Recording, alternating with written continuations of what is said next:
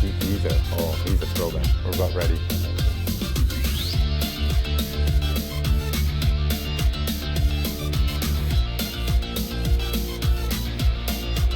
Welcome to In the Zone. I'm Craig Zimmerman. Edition number 36. Sitting across from me, we want to welcome Adam Blanchard. Welcome, Adam. Thank you. Adam, you know, I don't know if I won a bet or lost a bet to get you on here, because we know some of these guys in the neighborhood have probably got some money laying on this, how this interview is going to go. I think they're going to want to see the outtakes. Yeah, they're going to want to see the blooper reel probably. But yes, we've talked about this for a long time. Yeah. You know, me coming on and doing a little interview. So, yep. So you come to me via, I'll call it the neighborhood. Yep. You live in East China in the same neighborhood. And, but you've got a different take on things in the sense that you're an assistant superintendent in Chippewa Valley Schools. That's correct. And you've got your kids come to East China schools, the 3 children. Yep. We'll talk a little bit about that. As I mentioned on the outset, there are no trick questions. There are no things that you shouldn't be able to answer. And if you do say something out of hand, we can have Paul take it in the booth and cut it out. So you were born and raised where? So I was born and raised in Troy. My parents moved there right before I was born. I went to school at Rochester Hills Christian School, a small private school there in Rochester. My mom was a teacher. My dad worked for Ford Motor Company, but was on the school board there. And that, it's not an elected position, it's an appointed position. Okay. So very small, graduating class of 35. Didn't have a football team, so and that's been intriguing coming to Marine City. Mm-hmm. But we're big into sports, soccer and basketball, and I played both of those in the high school, all the way up from when I was little, all the way up till I ended up playing in college, a little bit of basketball in college. What college? I went to Wayne State University for my undergrad. Okay. Studied education, got a degree in special education. Shortly after that, I played 2 years at Wayne State. We got a new coach, so Coach Hammy was the coach that recruited me, real good guy, coached golf and basketball. Our starting point guard wasn't a very good basketball player, was an excellent golfer. Oh, okay. And Coach Hammy was a little old school, and when I met him, I actually met him at the original Tiger Stadium. My uncle introduced us. And I shook his hand. I remember looking him in the eye, kind of those old school, tricks that your dad, taught you. Heavy handshake. It's here, yep. Yeah. Little head nods, and engaged them a little bit. And they actually came out and watched me play. And again, back then, no Twitter, no Facebook. So at Oakland University and Wayne State were heavily interested in me. The night Oakland came out, I had the flu. I scored first half probably 4 points. Halftime threw up. I actually left the court right before halftime in the middle of a play and went in the locker room and vomited. And I came back out at halftime. You know who's there, small gym. Sure. They They weren't there anymore. We ended up winning the game, ended up scoring, I think, 30-some points. But, it just, that offer kind of fell off the table, and Wayne State stuck. And again, they had my degree, had my major close to home. Went there, and when I graduated, did some student teaching in L'Anse Creuse Public Schools. Okay. And that's where I landed my first job in L'Anse Creuse. At that time, I had met my wife, Holly. We've been married 22 years this year. Better get it right. Yeah, well, we just celebrated our 22nd. We got married in 2000. And we were living in St. Clair Shores at the time.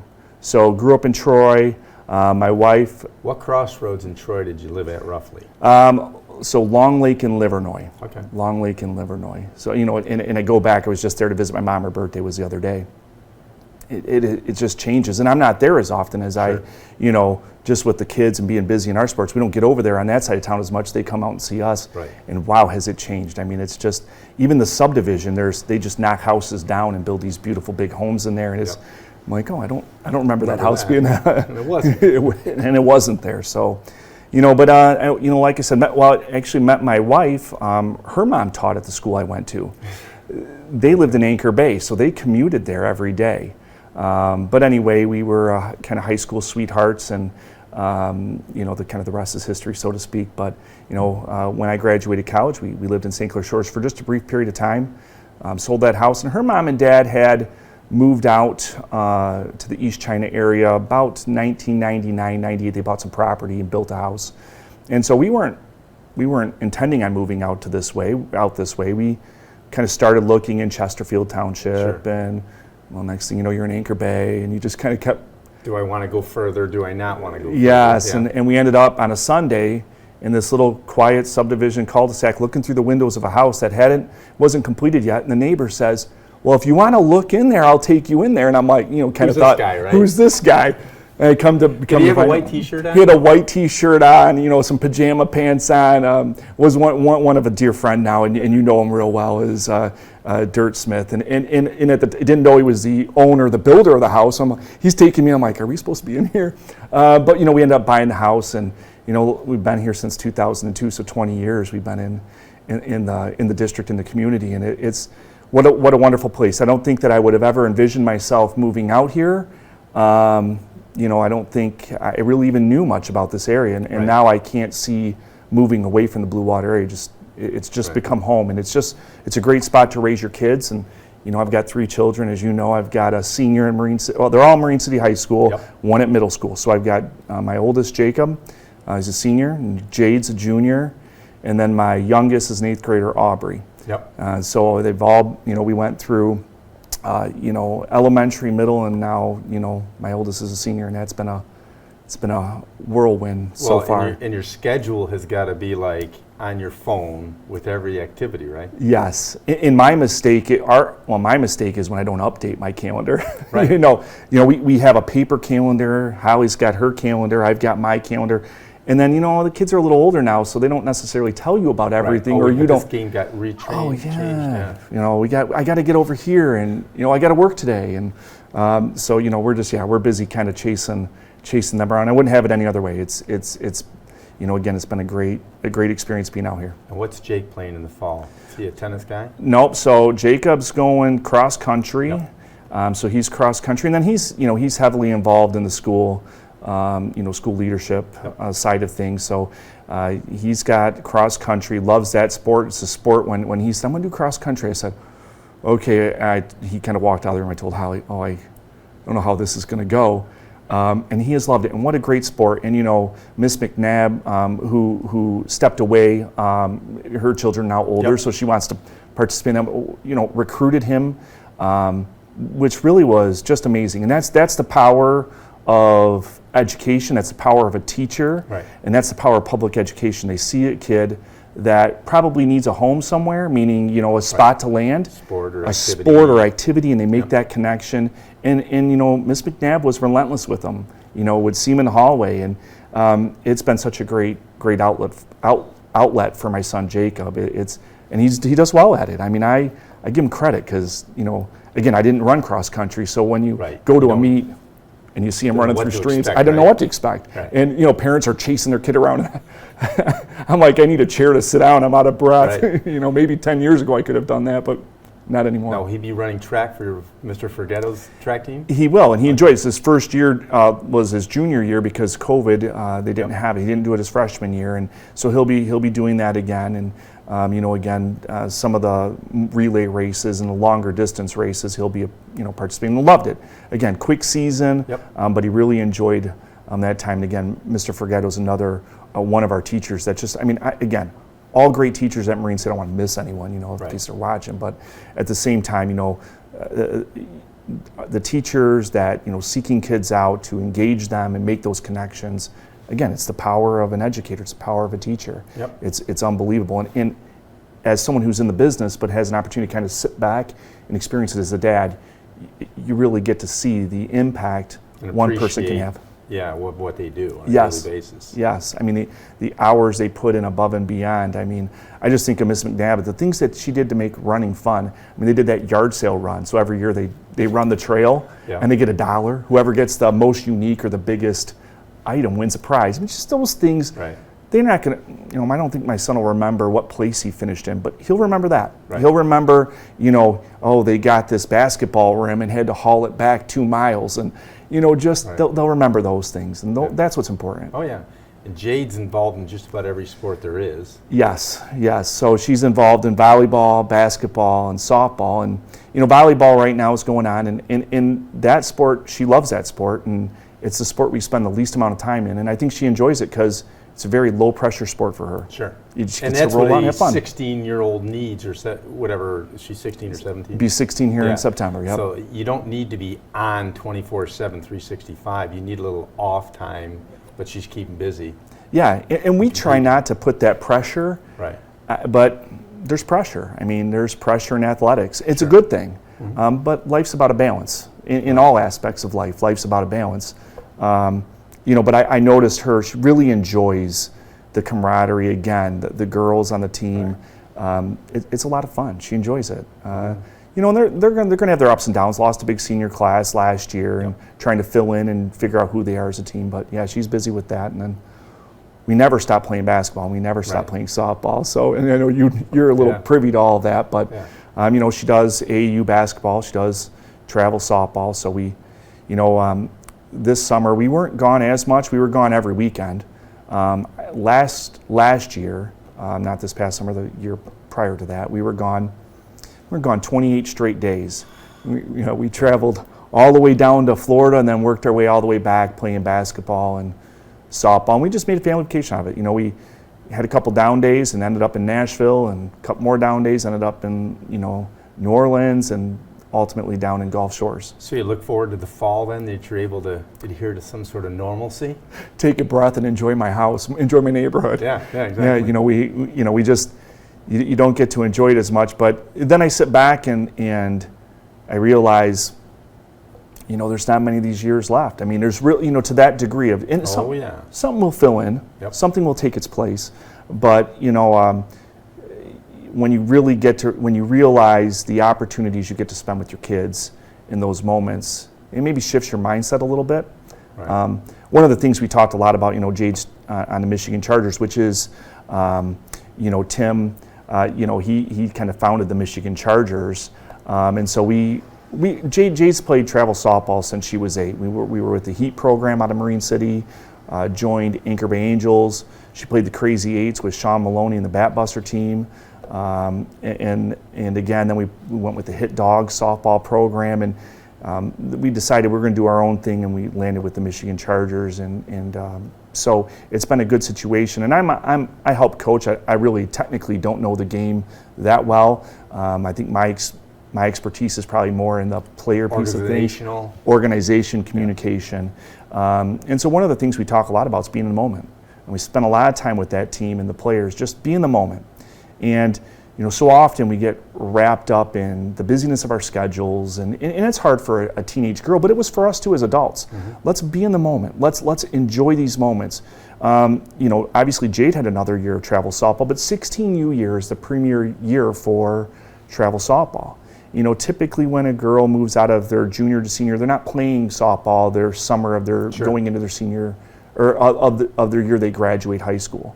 So, my message of being in the moment's really to those girls that maybe this is their last chance. Right. This is their last opportunity. Don't get caught up in the pressure of I can't make a mistake, but get caught up in the memory, the moment, the time you get to spend with your family, your friends. This is to be involved in something like this. Yes, winning's important. Anyone who sits here and says winning's not important, I think they're off base. Mm. Winning's important, but you got to keep that in perspective too. It's part of the process. Mm-hmm. Winning is a byproduct of doing things right, and that's an old adage that comes from a lot of other coaches. Sure. But when you do things right, you win. But enjoy those moments as you go through that. Yep. So in your career as a teacher, because you started as a teacher, when did you decide you wanted to get in the administration side? I don't know that there was a singular moment. I really enjoyed the student side of things. I enjoyed working with kids.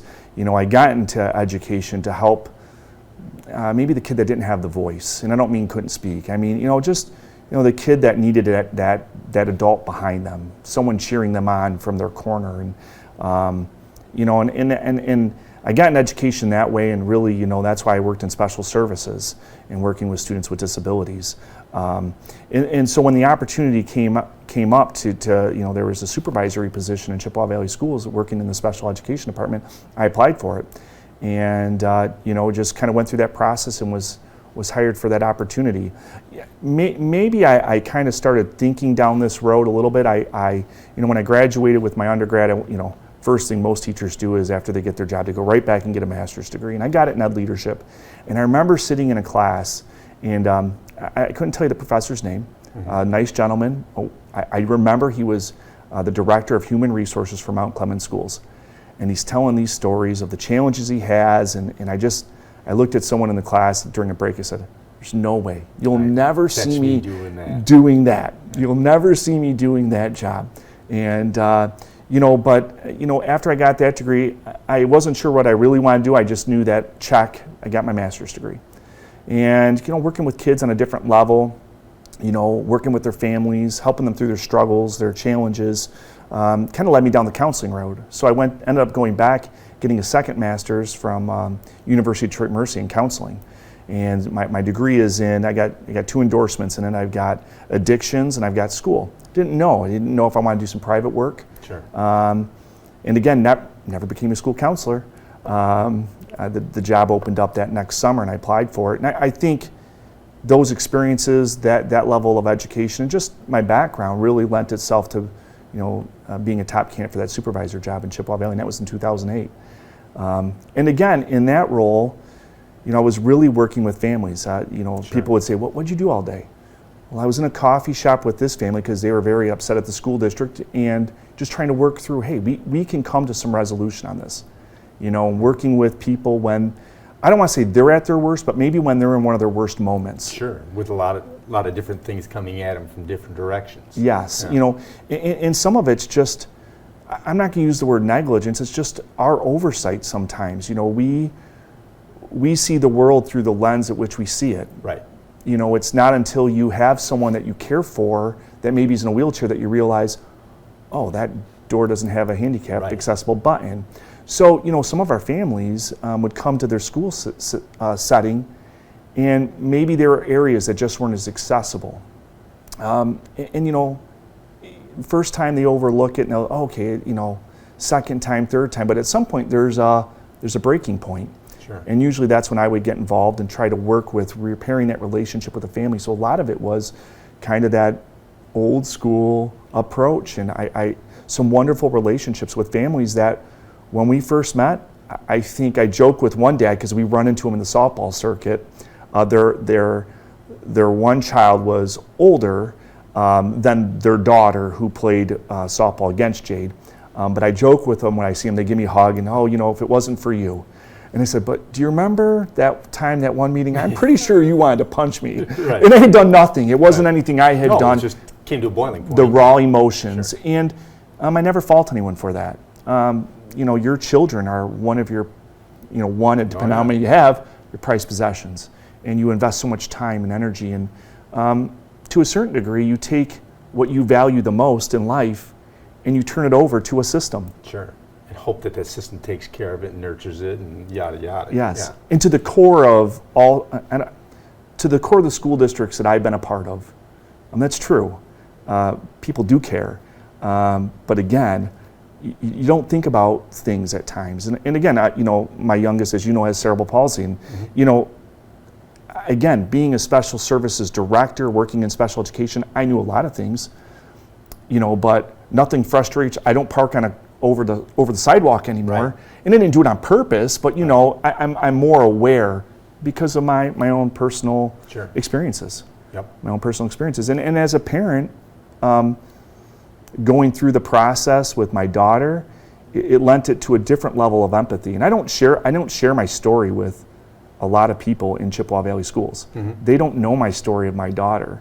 There was one time a mom got pretty upset, and we were meeting, and she, slammed her hand on the table and says, "You don't know what it's like."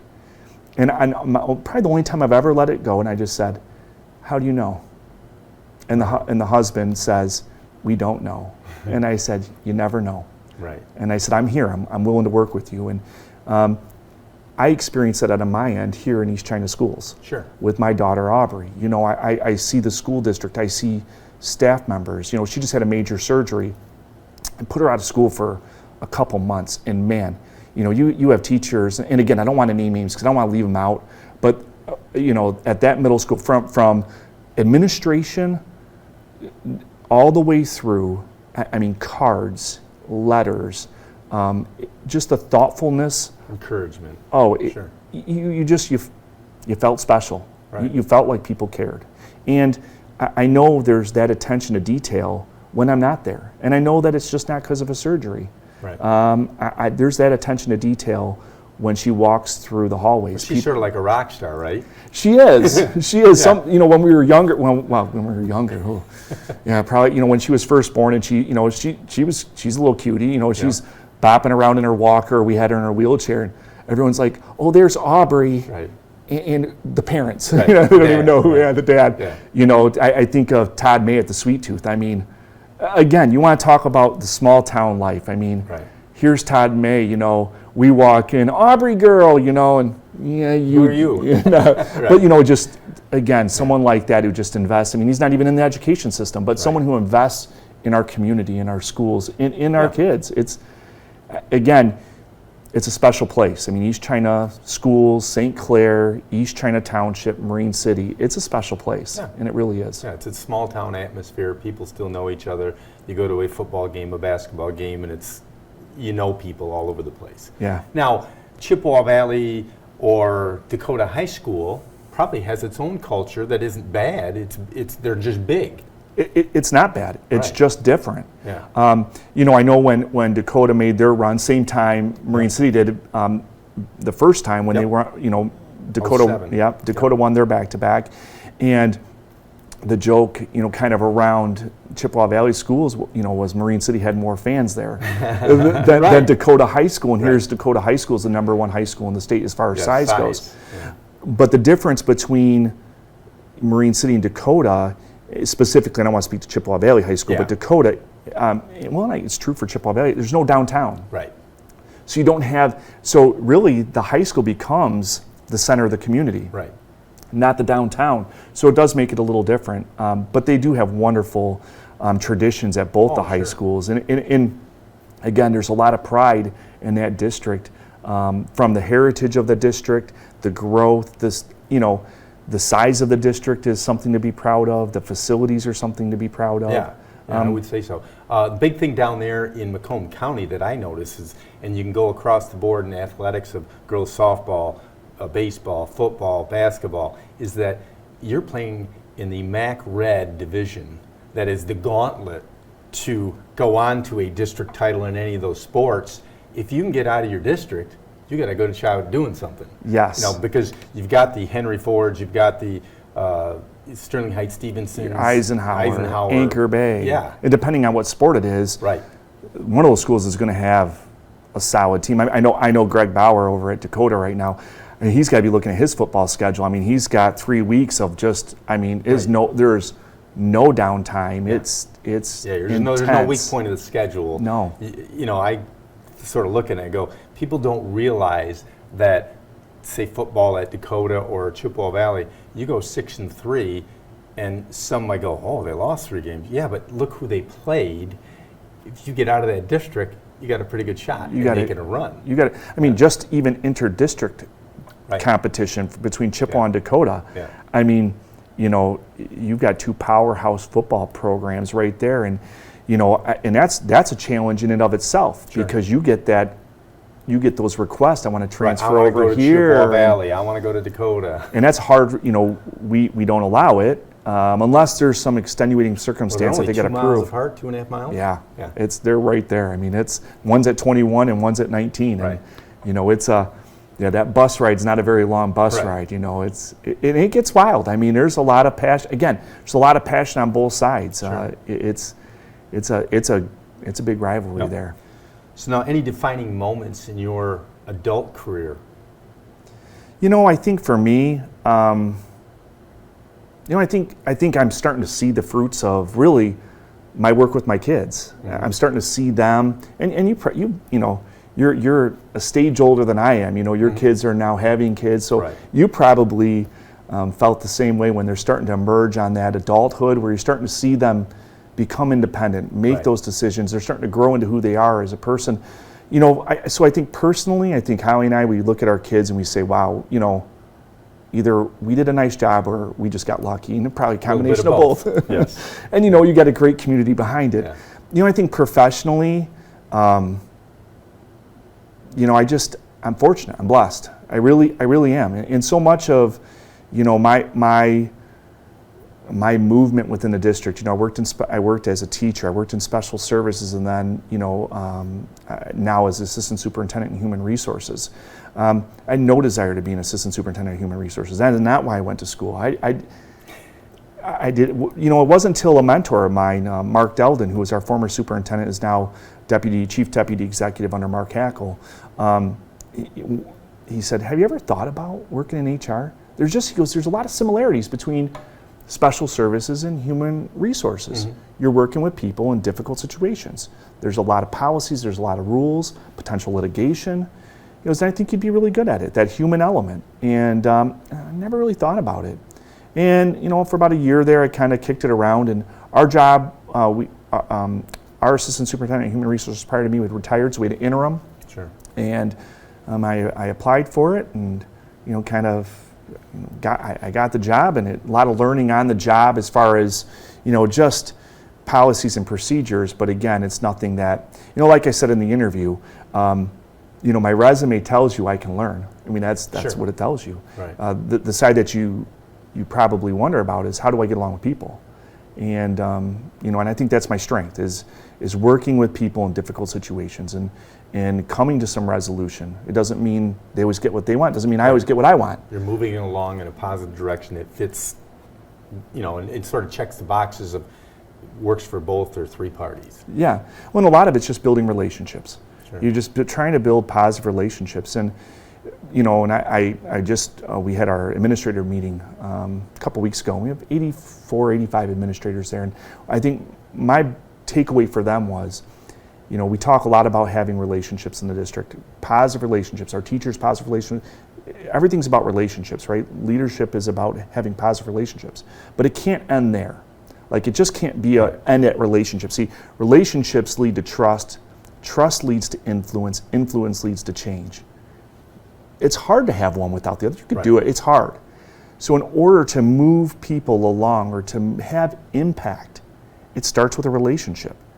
It doesn't mean a friendship, but it starts with a relationship. Sure. And I think that's one of the things, so when you talk about, maybe memorable moments, I certainly, being honored to have this job, again, nothing I would have thought. And you walk away and you say, wow, you run a large department, and there's some pride in that. Sure. There's some pride. I humbly say there's a lot of pride in that. We're the 8th largest district in the state of Michigan. Yeah. We have just 2,200 employees. We have 850 teachers. Right. That's a large amount of people. But then I sit back and say, it's nothing that I've done. And we had our new teacher orientation, and we're a really good district. It's really because of the people before us. Sure. They set the road. They set the road, and really, you become a caretaker. And carried on, and then you go off, and then somebody else comes behind you. Yeah, and I think that's probably the best word picture, is you're a caretaker. You've been entrusted this, take care of it. It's a good, make some tweaks here and there to continue that excellence and to push to being excellent, but it's not broken. Right, and leave it better than you took it over. Yes, yeah. And that's where we're different than, some other districts that are struggling. And I don't mean struggling because of the people, it's just struggling because of whatever situation they're in. Right. Whether it's finances or, whether it's a tragedy within school, you're really trying to fix something. That's not the case where and I look at East China schools, and my perception as a community member, it wasn't a broken district. And that's part of the reason why when we moved into the Blue Water area was choosing good schools. You want to be in East China School District. Right. That's the district you want to be in. Okay. Appreciate you coming here, Adam. We will look forward to you on the sidelines of the football, the volleyball, the basketball. Did I miss anything? Softball, cross country, track. Okay. You'll see me there. Yeah, we will. Thank you for coming in. Pleasure. Thank you for having me. Yep. Enjoy this conversation with Adam. Phone number's there in case you know somebody that wants to be interviewed here on Channel 6 in the Zone. Until next time, I will say enjoy the day.